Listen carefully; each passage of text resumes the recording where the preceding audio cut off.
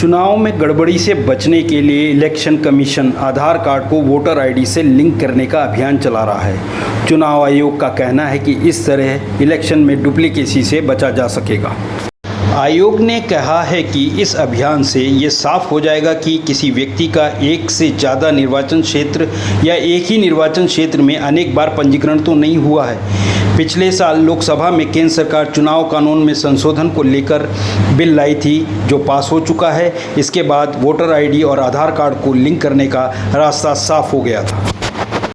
इस अभियान के तहत उत्तराखंड चुनाव आयोग भी आधार को वोटर कार्ड से लिंक करने का अभियान चला रहा है, जो 30 सितंबर 2022 तक चलेगा।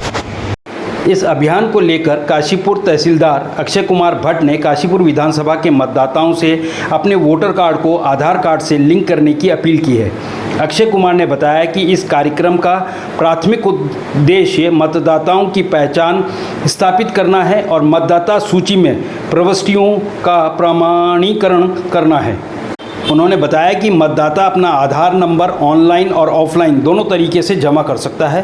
उन्होंने कहा, जिसका नाम मतदाता सूची में सूचीबद्ध है, अधिनियम की धारा 23 की उपधारा 5 के अनुसार फॉर्म 6B में पंजीकरण अधिकारी को अपना आधार नंबर सूचित कर सकता है।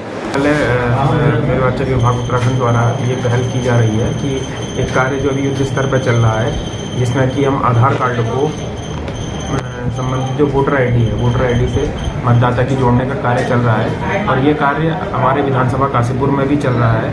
इसमें क्या हो रहा है कि अभी तो हम BLO के माध्यम से इस कार्य को करा रहे हैं। BLO जा रहे हैं, घर घर जा रहे हैं और आधार संबंधी डेटा को कलेक्ट कर रहे हैं और उसके बाद अपने जो हमारा गरुड़ ऐप है, गरुड़ ऐप के माध्यम से उस आधार कार्ड को वोटर आईडी से लिंक कर रहे हैं। लेकिन कहीं ना कहीं जो कार्य है जिस स्तर पर होना चाहिए, हमें उसी को और तेज़ी से प्रगति से लाने के लिए मैं आपके माध्यम से मैं अपील करूंगा जनता से कि जो भी BLO आपके पास आ रही हैं, आप उसमें इस कार्य हेतु उनका सहयोग करें। और ये कार्य है, ये भारत निर्वाचन आयोग, उत्तराखंड निर्वाचन आयोग के उसमें कार्य हो रहा है। तो आपकी ओर से हमारी यही आप लोगों से क्षेत्र की जनता से, विधानसभा के अंतर्गत जो भी हमारी जनता से अपील है कि आप इसमें अधिक से अधिक सहयोग करें। साथ ही मैं एक चेतावनी भी कहूँगा कि कभी कभी क्या होता है कि इन चीज़ों का दुरुपयोग भी किया जाता है।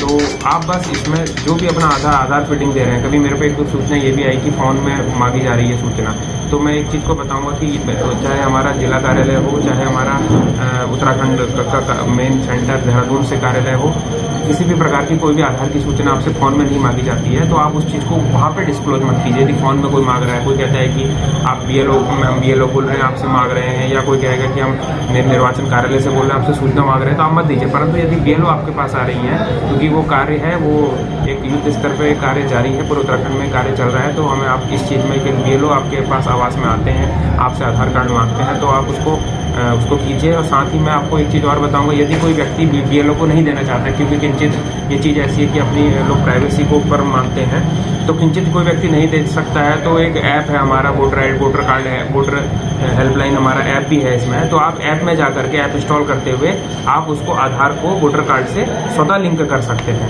उसकी क्या प्रोसेस है वो आप, यदि आप अपना कार्ड नहीं दे रहे हैं तो आप BLO से वो प्रोसेस जान लीजिए कि किस प्रोसेस के थ्रू हम इसको स्वतः कर सकते हैं। परंतु यदि BLO आ रही हैं तो उनको भी आप दीजिए, मैं यही कहूँगा।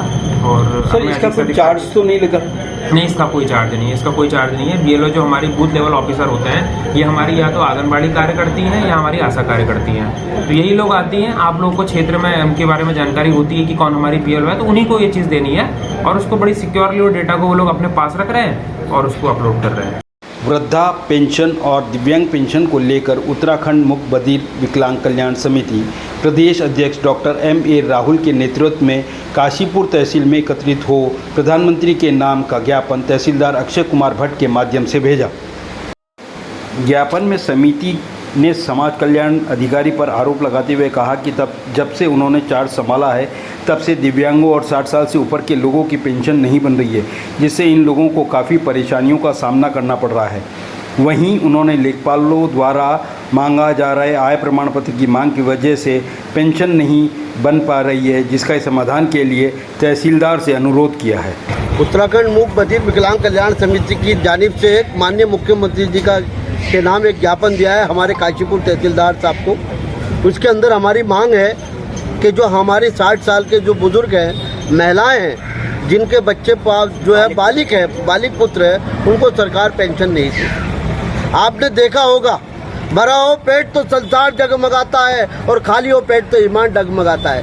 इस 2 साल में कोरोना काल में जिन के लोगों के कारोबार बढ़िया चलते थे, आज वो पूरी तरीके से चौपट है।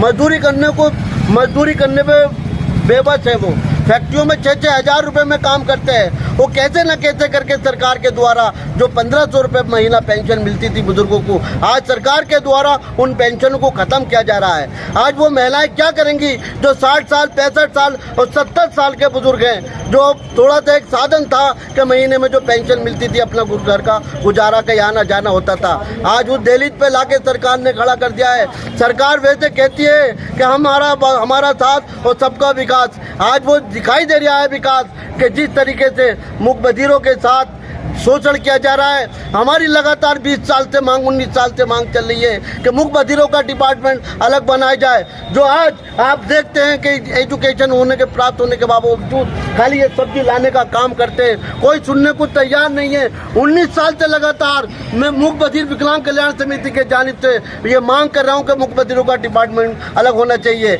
और दिव्यांगों की पेंशन को लेकर तहसील के चक्कर लगाते थक चुके हैं। मात्र आय प्रमाण पत्र मांगा जाता है। पहले पेंशन होती थी, खाली आय प्रमाण पत्र जो फॉर्म होता था, पेंशन फॉर्म, उस पर रिपोर्ट लग जाती थी और जो पात्र दिव्यांग था उसे पेंशन मिल जाती।